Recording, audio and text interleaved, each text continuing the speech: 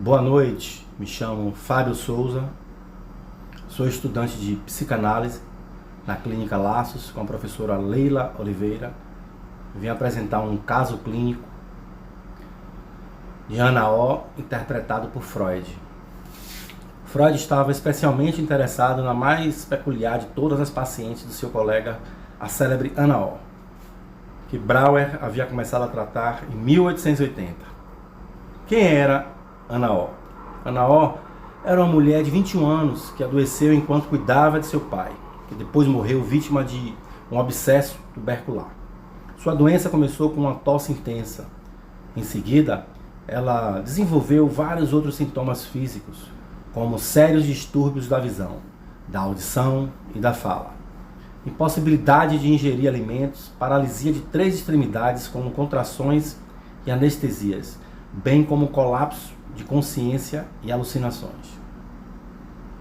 Brauer diagnosticou a doença de Ana O como um caso de histeria e elaborou gradualmente uma terapia que acreditava ser efetiva na dissolução daqueles sintomas. Quais eram os sintomas?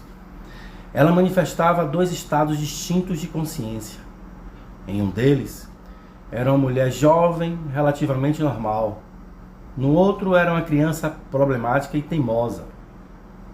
Brauer então observou que a alternância entre as 2 personalidades distintas parecia ser induzida por alguma forma de auto-hipnose. E ele foi capaz de causar a transição de uma para outra personalidade, colocando Ana O em um estado hipnótico. Brauer sabia que Ana fora muito apegada ao pai e cuidara dele junto com a mãe, enquanto ele estava em seu leito de morte. Durante seus estados de consciência alterada, Ana podia recordar fantasias nítidas e sentimentos poderosos que ela experimentara enquanto seu pai estava morrendo. Brauer ficou admirado ao observar que a recordação de sua paciente de circunstâncias carregadas de afeto, durante as quais seus sintomas haviam aparecido, levaram esses mesmos sintomas a desaparecer.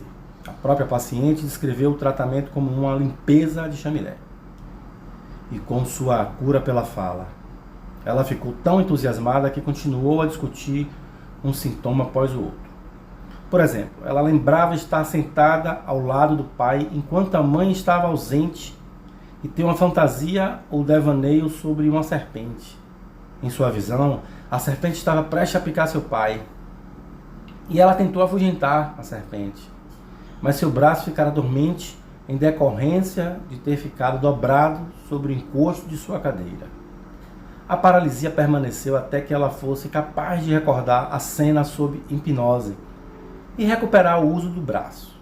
Em determinado período de sua doença, durante algumas semanas, Ana recusava-se a beber e saciava sua sede com frutas. Certa noite, durante um estado de hipnose autoinduzida, ela descreveu uma cena em que ficara enjoada ao ver um cachorro bebendo água de um copo. Logo depois, pediu água e então acordou de sua hipnose com um copo nos lábios. Em seu relato de caso, Brauer tratou o episódio narrado por Ana O durante o transe como um relato verdadeiro do incidente responsável por sua aversão a beber.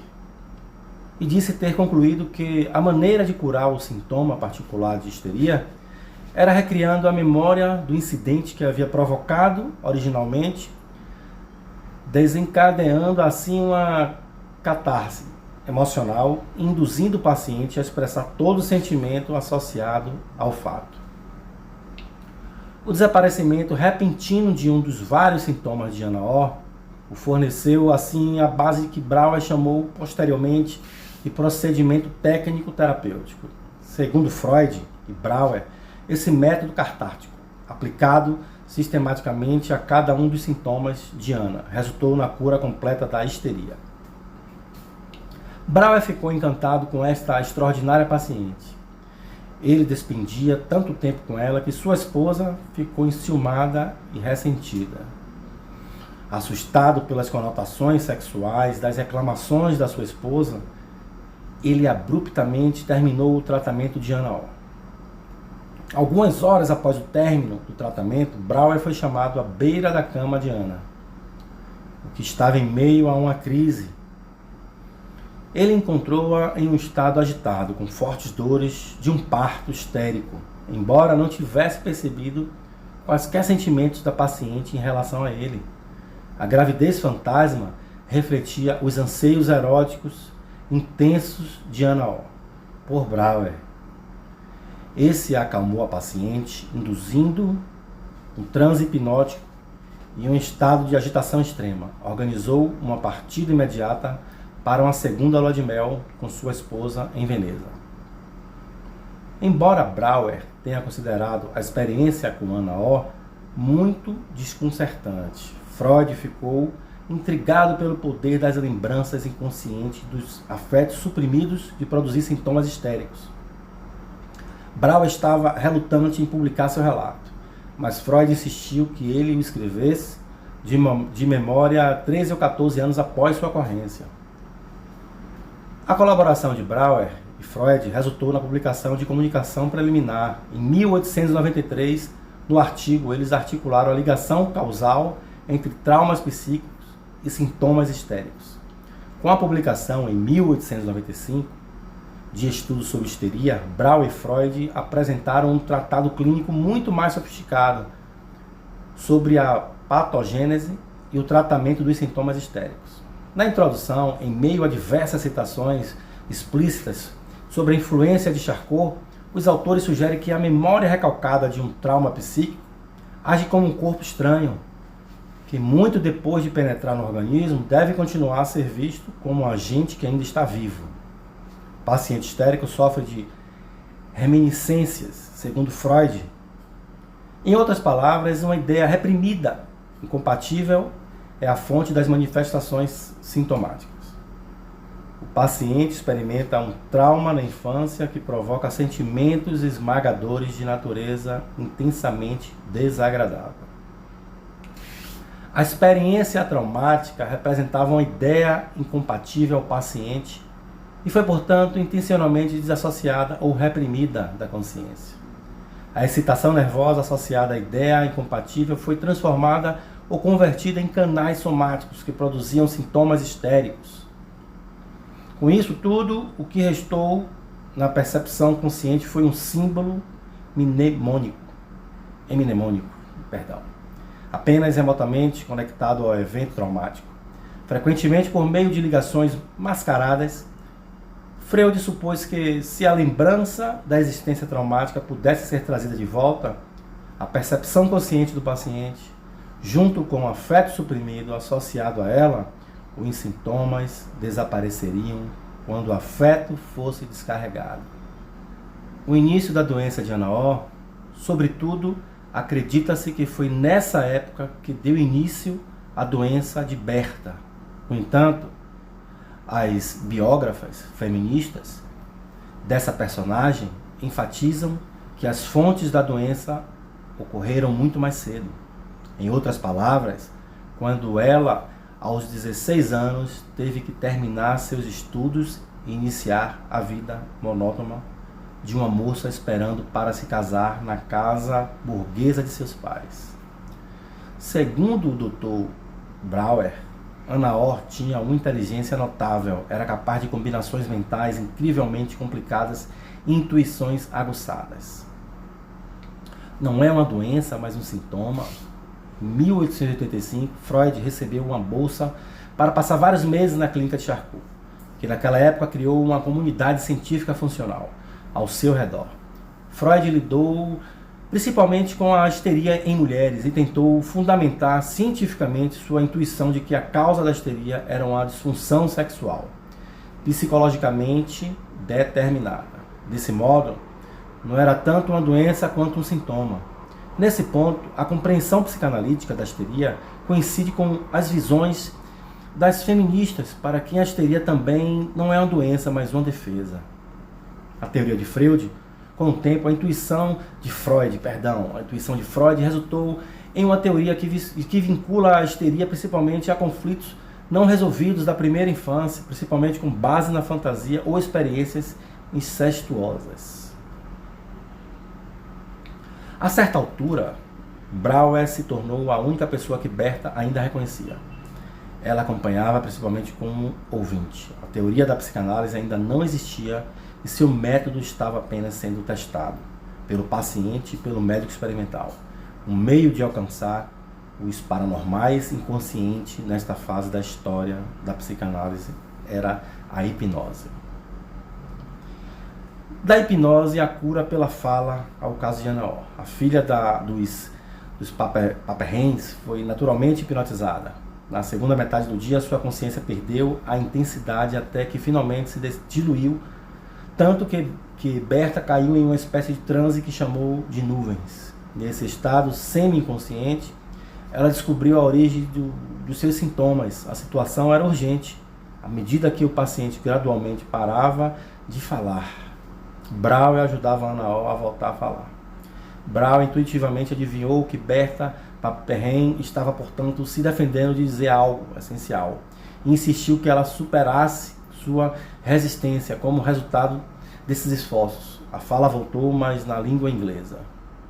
Mais tarde, Berta também usou o francês e o italiano alternadamente, muitas vezes fazendo traduções rápidas e simultâneas de suas declarações para 2 ou 3 línguas estrangeiras simultaneamente.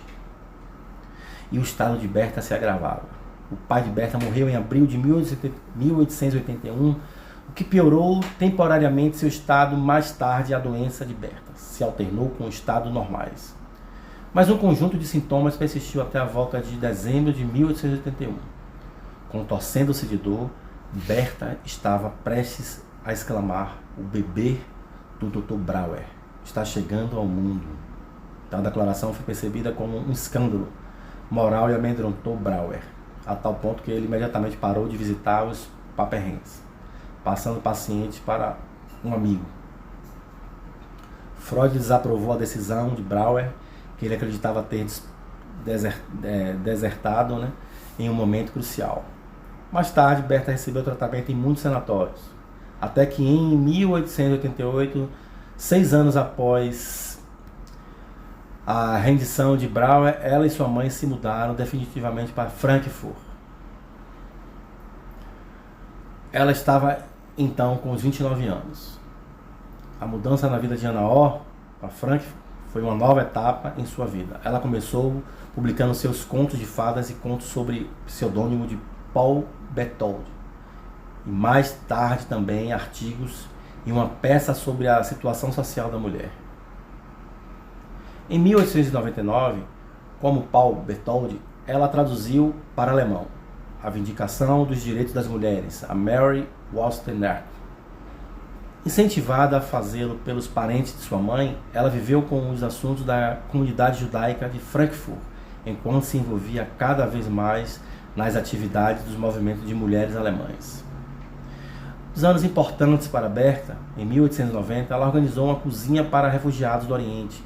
Posteriormente, em 1895, assumiu a liderança de um orfanato judeu e fundou a Wellbrich Fürsorge, uma comunidade que cuida dos pobres, em 1902. No ano de 1904, ela fundou a Jüdischen Frauenbund, União de Mulheres Judaica, em todo o país. Em nome dessa organização, como sua presidente e delegada, ela participou de vários congressos de mulheres. No início de 1917, ela se tornou uma importante ativista no Centro do Bem-Estar Social Judaico, na Alemanha, e dedicou grande parte de sua riqueza pessoal ao trabalho social. E as considerações finais: Berta morreu em 28 de maio de 1936 em Frankfurt. A casa que ela fundou em Neu-Isenburg foi fechada pelos nazistas em 1942 e todas as mulheres que ainda estavam lá foram deportadas para Auschwitz. É difícil acreditar que esta seja a mesma pessoa que em Viena, no final do século, atormentou a si mesma e a seus arredores com ataque de histeria. A coragem de Ana O, o impeto visíveis em sua atividade social são mais que suficientes para mostrar uma psique saudável. É possível encontrar o caso de Ana nas obras completas de Freud. Caso queira entender mais sobre o caso de Ana O, vale a pena você ver outros vídeos, e eu posso também estar aqui equivocado com algumas coisas que falei, mas foi isso que eu entendi. E muito obrigado pelo seu like, E obrigado vocês, a colegas do curso de psicanálise, por me dar essa oportunidade de estar aqui falando sobre esse caso tão complexo. Obrigado.